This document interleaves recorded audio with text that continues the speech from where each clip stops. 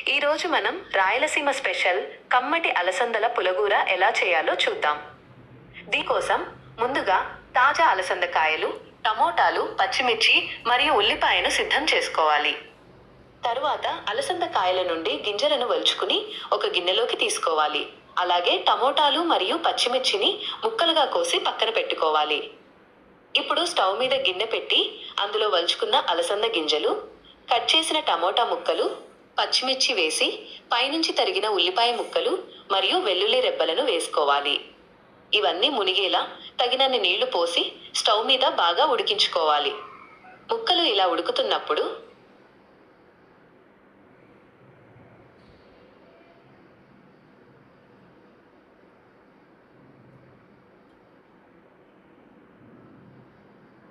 అందులో తగినంత కల్లుప్పు, పసుపు మరియు కొద్దిగా చింతపండు వేసి బాగా ఉడకనివ్వాలి. అలసందలు, ముక్కలు అన్నీ చక్కగా ఉడికిన తర్వాత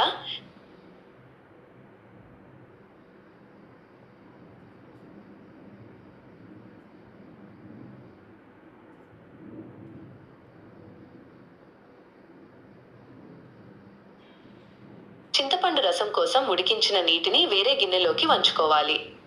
ఇప్పుడు పప్పు గుత్తి తీసుకుని ఉడికిన అలసందలు మరియు కూరగాయల ముక్కలను మెత్తగా ఎనుపుకోవాలి. ఇలా చక్కగా ఎనుపుకున్న మిశ్రమం ఈ విధంగా తయారవుతుంది. చివరగా బాణలిలో నూనె వేసి ఆవాలు, జీలకర్ర, ఎండుమిర్చి, ఉల్లిపాయ ముక్కలు, కరివేపాకుతో కమ్మటి పోపు పెట్టుకుని మనం ఎనుపుకున్న పులగూరను అందులో వేసి కలుపుకుంటే ఎంతో రుచికరమైన అలసందల పులగూర రెడీ.